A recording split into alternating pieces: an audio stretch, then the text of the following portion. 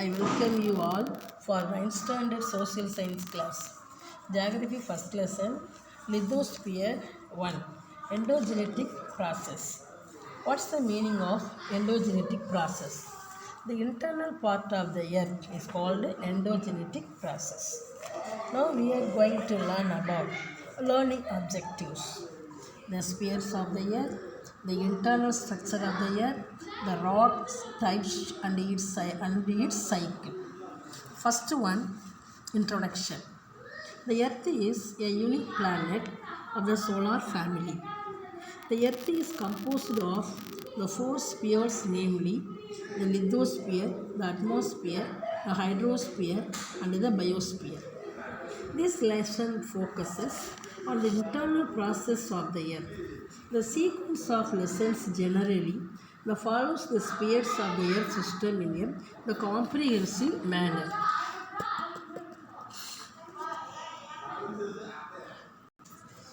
சூரிய குடும்பம் அப்படின்னு பார்த்தோம்னா புவி தனித்தன்மையுள்ள ஒரு கோளம் என்ன செய்து இருக்குது. அந்த புவி தன்னுள் ஒரு 4 டைப்ஸ் ஆஃப் கோளங்களை என்ன செய்து உள்ளடக்கியதாக அது இருக்குது அப்படின்னு சொல்கிறாங்க. அதுதான் லித்தோஸ்பியர் அப்படின்னு சொல்லக்கூடிய பாறை கோளம், அட்மாஸ்பியர் அப்படின்னு சொல்லக்கூடிய வளிக்கோளம், ஹைட்ரோஸ்பியர் அப்படின்னு சொல்லக்கூடிய நீர்க்கோளம், ஹைட்ரோனாவே நமக்கு வாட்ரு தான், பயோஸ்பியர் அப்படின்னு சொல்லக்கூடிய உயிர்கோளம். Now please see the spheres of the earth. அதாவது புவியுடைய கோளங்கள் என்னென்னன்றதை பற்றி இதில் நம்ம பார்க்க போகிறோம்.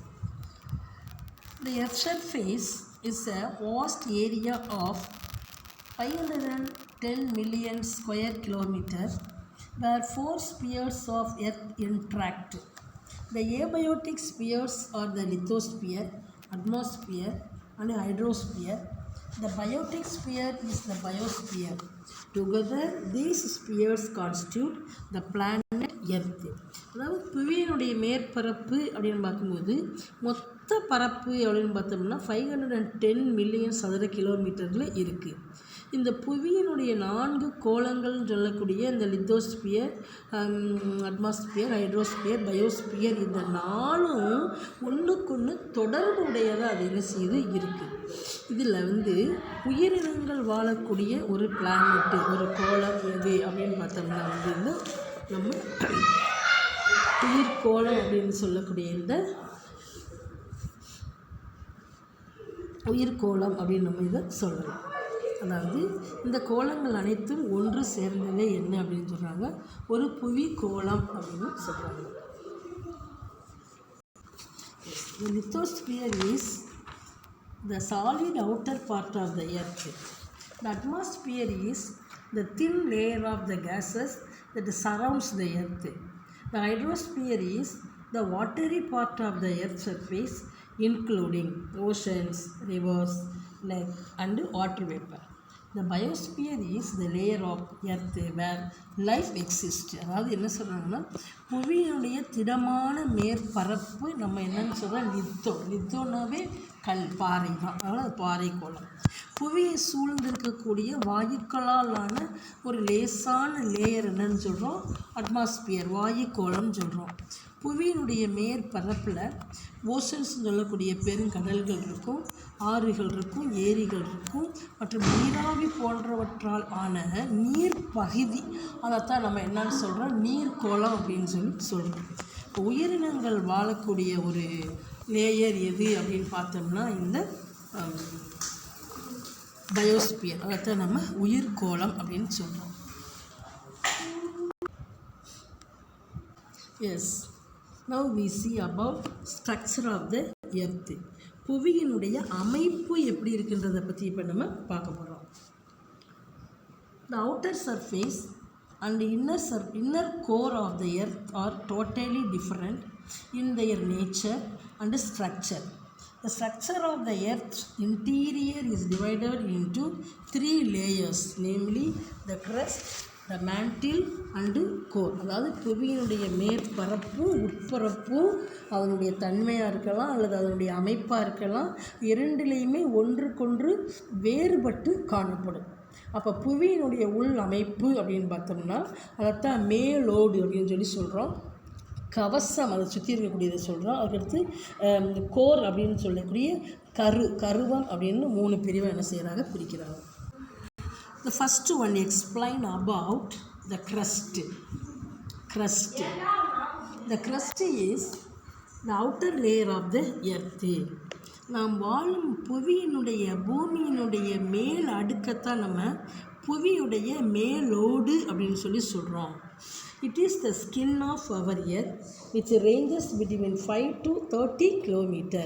இந்த புவியினுடைய மேற்பரப்பு மேலோடு அப்படின்றது 5 முதல் 30 கிலோமீட்டர் வரை என்ன செய்யுது, பரவி இருக்கிறது அப்படின்னு கண்டுபிடிச்சிருக்காங்க.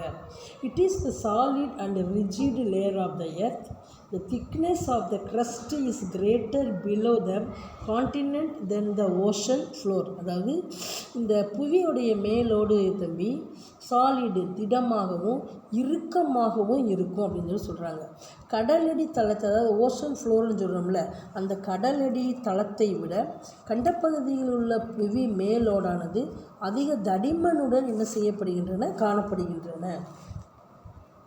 The thickness of the crust is greater below the continent than the ocean floor. The crust is classified as continental crust and ocean crust அப்படின்னு சொல்கிறாங்க. இந்த புவியுடைய மேலோட்டினை கண்ட மேலோடு அல்லது கடலடி மேலோடு என்று என்ன செய்கிறாங்க, 2ஆக பிரிக்கிறாங்க. The major elements of crust sial or silica and aluminium and cement. The silica and magnesium, அதாவது என்னென்ன இருக்குது அப்படின்னு சொன்னாங்க, இந்த புவியுடைய மேலோடு அந்த பகுதியில் சிலிக்கா அலுமினியம் அதிகமான அளவுக்கு காணப்படுறதுனால இந்த அடுக்கை எப்படி சொல்கிறாங்கன்னா சியால் அப்படின்னு என்ன செய்கிறாங்க, அழைக்கப்படுது. அப்போ புவியினுடைய மேலோட்டு பகுதியை நம்ம எப்படி சொல்கிறோம், கிரஸ்ட்டுன்னு சொல்லலாம். அதில் அலுமினியமும் சிலிக்காவும் அதிகமான அளவுக்கு இருக்கிறதுனால இந்த அடுக்கை மட்டும், இந்த லேயரை மட்டும் சியால் அப்படின்னு நம்ம சொல்லலாம். The next one is mantle. கவசம் சொல்லுவாங்க. The interior part beneath the crust is called a mantle, which is about 2900 km thick. புவி மேலோட்டிற்கு கீழே உள்ள பகுதியைத்தான் நம்ம என்னன்னு சொல்கிறோம், கவசம் அப்படின்னு சொல்கிறோம். இதோடைய தடிமன் எவ்வளவா இருக்கும் அப்படின்னு பார்த்தோம்னா கிட்டத்தட்ட ஒரு 2900 கிலோமீட்டரில் இருக்கும் அப்படின்னு சொல்கிறாங்க. The major elements of the mantle are silica and magnesium and hence it is called termed as cement. இதை ரொம்ப கவனமாக கவனிக்கணும். இந்த அடுக்கில் இருக்கக்கூடிய சிலிக்கா மெக்னீசியம் அதிகமாக இருக்கிறதுனால இதை நம்ம சிமான்னு சொல்கிறோம். கிரஸ்ட்டை சியால்னு சொன்னோம், இதை நம்ம மேண்டில் சிமா அப்படின்னு சொல்கிறோம். In the upper part of the mantle, the rock remains solid, whereas in the lower part of the mantle, the rocks are in molten form. This molten rock inside the earth is called magma. அதாவது இந்த அடுக்கு சிமா அப்படின்னு சொல்லப்படுதுன்னு சொன்னோமாப்பா. அந்த கவசத்தினுடைய மேல் பகுதி பாறைகள் கொஞ்சம் திடமாக இருக்கும், கீழே இருக்கக்கூடிய பகுதி சற்று உருகிய நிலையில் இருக்கும். அப்படி இருக்கும்போது புவியினுடைய உட்புறத்தில் அந்த உருகிய நிலையில் இருக்கக்கூடிய பாறை குழம்பை நம்ம என்னன்னு சொல்கிறோம், மேக்மா அப்படின்னு நம்ம சொல்கிறோம். அதான் சொல்கிறாங்க, the molten rock inside the earth is called magma. The next one is core. core அப்படின்னாவே நம்ம என்ன பார்த்தோம், கருவம் அப்படின்னதை நம்ம சொல்லலாம். The core is the innermost and hottest layer of the earth which lies below the mantle. அதாவது புவியின் கவசத்திற்கு கீழே புவியின் மையத்தில் அமைந்திருக்கக்கூடிய அடுக்கத்தான் நம்ம என்னன்னு சொல்கிறோம், கோர் அப்படின்னு சொல்கிறோம். It is composed mainly of nickel and iron. இது மிகவும் ரொம்ப ஹாட்டானதாக வெப்பமானதாக இருக்கும். இருந்தாலும் இதில் நிக்கல் சொல்லக்கூடிய ஒன்றும் இரும்பு அதிகமான அளவுக்கு காணப்படுகின்றன. Hence it is called knife. அதனால தான் இதை என்ன சொல்கிறாங்கன்னா நைஃப் அப்படின்னு இதை சொல்கிறாங்க. அப்போ சியால், சிமா, நைஃப் அப்படின்னு ஒவ்வொன்றும் ஒவ்வொரு பேரில் என்ன செய்யப்படுது, அழைக்கப்படுது. The core is divided into solid inner core and liquid outer core. இதனுடைய தன்மையை வைத்து இதை எப்படி பிரிக்கிறாங்கன்னா 2 அடுக்குகளை கொண்டதாக இது இருக்குது. உள்ளே இருக்கக்கூடிய ஒரு கரு வந்து திட நிலையிலும் வெளியே இருக்கக்கூடிய கரு வந்து திரவ நிலையிலும் என்ன செய்யுது அது இருக்குது. Solid inner core and liquid outer core. The presence of large quantities of iron in the core is responsible for the earth gravitational force. அதாவது புவியினுடைய கருவத்தில் அதிகமான அளவு இரும்பு காணப்படுறதுனால புவியீர்ப்பு விசை அங்கே என்ன செய்யப்படுகிறது ஏற்படுகிறது. As the earth rotates on its axis, the liquid outer core spins over the solid inner core and generates of earth magnetic field. புவி தன்னோட அச்சில் சுழலும் போது திடநிலையில் உள்ள அந்த உட்கருவத்தின் மேலே திரவ நிலையில் இருக்கக்கூடிய வெளி கருவம் என்ன செய்ய சுழல ஆரம்பிக்கும். அந்த மாதிரி சுழல்வதால் தான் காந்த புலம் அப்படின்ற ஒன்று என்ன செய்யுது அங்கே உருவாகுது. சரிங்களாப்பா. This is responsible for the functioning of the magnetic compass. Due to high pressure the materials in the inner core are unable to move and hence remain solid.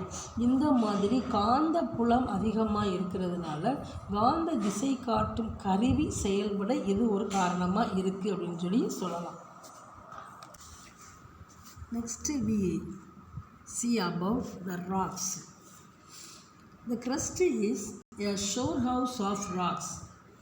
An aggregate of minerals on the earth crust is called rock. It may be hard and compact like granite or soft as clay or loose as sand.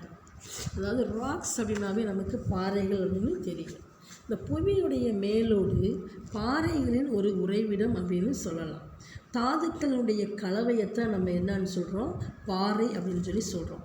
இந்த பாறைகள் வந்து granite போல் திடமாகவோ களிமண் போல் மென்மையாகவோ மணல் போல் துகள்களாகவோ என்ன செய்யும் பல வெரைட்டிஸில் இது காணப்படும். The types of rocks. We see about types of rocks. The first one, based on formation, rocks were classified as igneous rock, sedimentary rocks and metamorphic rocks. What do you mean by igneous rocks? நெருப்பு பாறைகள், தீ பாறைகள் அப்படின்னு இதை நம்ம சொல்லலாம். The word igneous is derived from the Latin word ignis meaning fire. The interior of the earth contains very hot molten material called magma. அதாவது நெருப்பு பாறைகள் அப்படின்னு இதை சொல்லலாம். இந்த இக்னீஸ் என்ற லத்தீன் சொல்லிற்கு நெருப்பு அப்படின்ற பொருள் அப்படின்னு சொல்லி சொல்கிறாங்க. புவியினுடைய உள் ஆழத்தில் பாறைகள் உருகிய நிலைகள் காணப்படுறதைத்தான் நம்ம என்னன்னு சொல்கிறோம் மேக்மா பாறை குழம்பு அப்படின்னு சொல்லி சொல்கிறோம். When the magma reaches the earth surface, it is referred to as lava. அதாவது பாறை குழம்பானது புவியினுடைய மேலோட்டில் வெளிப்படுறத நம்ம என்னன்னு சொல்கிறோம் லாவா அப்படின்னு சொல்லி சொல்கிறோம். The lava on the surface cools down and it gets solidified as rocks called igneous rocks. பாறை குழம்பு வெப்பம் தணிவதால் என்ன செய்யப்படுகிறது குளிர்ந்து பாறையாகிறது. அந்த குளிர்ந்த இந்த பாறைகள் தீப்பாறைகள் என்றும் அழைக்கப்படுது. The granite and basalt are examples of such rocks. The igneous rocks are also called primary or mother rocks because all other rocks are directly or indirectly formed from them. அதாவது இந்த கருங்கல் பசால்ட்டு தீப்பாறைகள் முதன்மை பாறைகள் என்றும் அப்படி இல்லைன்னா மதர் ராக்ஸ் அப்படின்னு சொல்லக்கூடிய தாய் பாறைகள் என்றும் என்ன செய்யப்படுகின்றன இந்த இக்னீசியஸ் ராக்ஸ் அழைக்கப்படுகின்றன. ஏன்னா இது மற்ற பாறைகள் நேரடியாகவோ அல்லது மறைமுகமாகவோ இந்த பாறைகளிலிருந்து என்ன செய்யுது உருவாகுது. Next one is sedimentary rocks படிவு பாறைகள் அப்படின்னு சொல்லி சொல்கிறோம். These sedimentary rocks are named after the Latin word sediment meaning settle. அதாவது செடிமெண்ட் என்ற லத்தீன் சொல்லிற்கு படிதல் அப்படின்ற பொருளாகும். பாறைகள் சிதைவுற்று சின்ன சின்ன துகள்களாகி ஆறுகள், பனியாறுகள், காற்று இந்த மாதிரி இப்போ செயல்பாடுகளால் கடத்தப்பட்ட படிவுகள் தான் அங்கே அடுக்கடுக்காக படிய வைக்கப்படுகின்றன. சரிங்களா? ஆமாம். அதாவது rivers, glaciers and winds carry bits of rock and soil and deposit them in layer. After a few million years, these deposits harden into compact rocks and are called sedimentary rocks. இந்த படிவுகளில் தான் வந்து தாவரங்கள், விலங்கினங்கள் படிந்து தொல்லுயிர் வந்து எச்ச படிவங்களாக ஃபோசல்ஸ் என்ன செய்கின்றன, மாறுகின்றன அப்படின்னு சொல்கிறாங்க.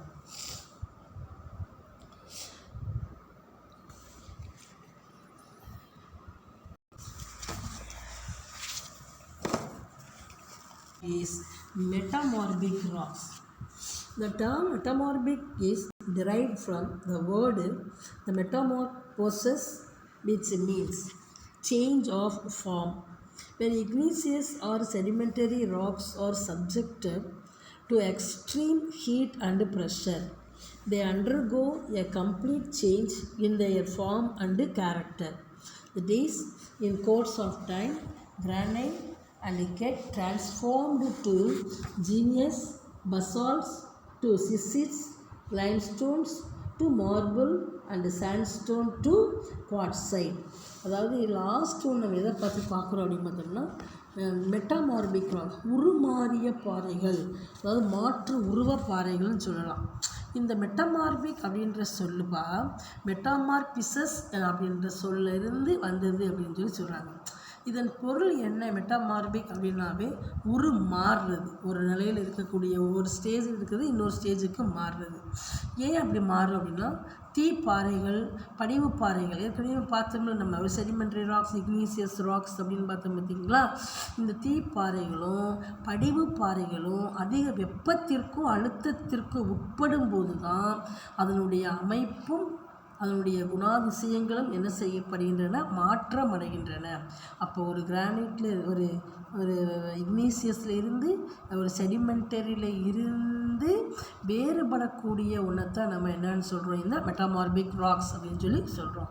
இந்த கிரானைட், நீஸ், பசால்ட், சிஸ்ட்டு, சுண்ணாம்பு இந்த மாதிரி சலவை கல்லாகவும் மணற்பாறை, குவாட்சைட் பாறையாகவும் என்ன செய்யுது, உருமாறுது. அதை லாங் டைமாக நம்ம அதை யூஸ் பண்ணாமல் இருக்கோம், அது ஒரே இடத்துல இருக்குது அப்படின்னா அதுவே என்னவா மாறிடுது, அதனுடைய நிலை மாறி பாறைகளாக அதை என்ன செய்யணும்னா தென்படுகின்றன. The next one is rock cycle, பாறையினுடைய சுழற்சி அப்படின்னு சொல்லலாம்.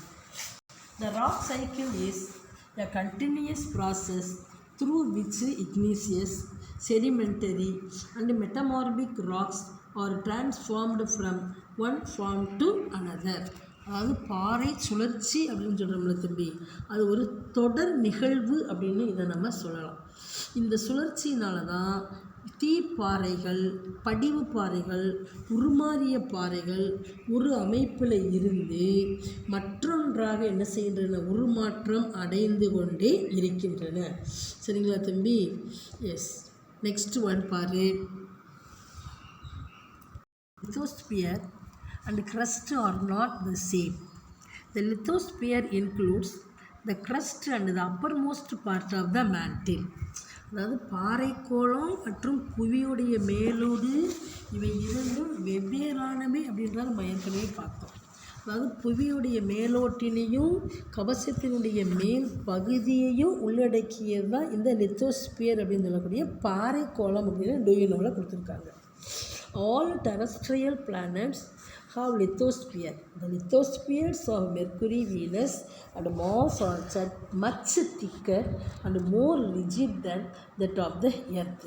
இந்த புவி நிகர் கோள்கள் அப்படின்னு சொல்லலாம், இந்த டெரஸ்ட்ரியல் பிளானட்ஸ் அப்படின்னு சொல்லக்கூடிய ஒன்று. இந்த புவி நிகர் கோள்கள் அனைத்தும் எங்கே இருக்குது அப்படின்னு பார்த்தோம்னா பாறை குளத்தில் இருக்குது அப்படின்னு சொல்லி சொல்கிறாங்க. இப்போ புதன், வெள்ளி இந்த மாதிரி செவ்வாய் கோள்களுடைய பாறை கோளம் புவியினுடைய பாறை கோளத்தை விட கொஞ்சம் ஹார்டாகவும் தடிமனாகவும் இருக்குது அப்படின்னு சொல்லி சொல்கிறாங்க. சொல்லணும் இல்லை. The deepest place ever reached by human technology that vary from time to time.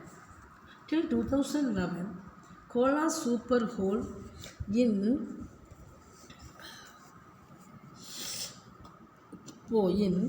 the Murmansk, Russia was the deepest place. But in 2012, Visit 44, the Chovyo well broke the record and is supposed to be 15 times the height of Burj Khalifa in Dubai. The exploration of Earth's interior continues. அதாவது 2011 அதாவது மிக ஆழமான பகுதி அப்படின்னு பார்த்தோம்னா ரஷ்யாவில் இருக்கக்கூடிய மர்மான்ஸ்க்கு அங்கே இருக்கக்கூடிய கோலா சூப்பர் டீப் போர் ஹோல் அப்படின்ற ஒன்று கிட்டத்தட்ட 12,262 கிலோமீட்டர் ஆழத்தில் இருக்குமா. 2012 இஜெட்டு சாவியோ கிணறு அப்படின்ற ஒன்று மிக ஆழமான பகுதி அப்படின்ற அந்தஸ்தை அதுக்கு என்ன சொல்லியிருக்காங்க கொடுத்துருக்காங்க. இது துபாயில் இருக்கக்கூடிய புருஜ் காலிஃபாவை விட 15 மடங்கு பெரியது அப்படின்னு சொல்கிறாங்க. புவியினுடைய உட்புறத்தை பற்றிய ஆராய்ச்சிகள் என்ன செய்கின்றன, தொடர்ந்து இன்னும் வரைக்கும் என்ன செஞ்சுக்கிட்டே இருக்குது, நடைபெற்று கொண்டே இருக்குது. நல்ல வீடியோ பார்த்துட்டு கொஸ்டின்ஸ் எனக்கு சென்ட் பண்ணி அனுப்புங்க. Thank you students.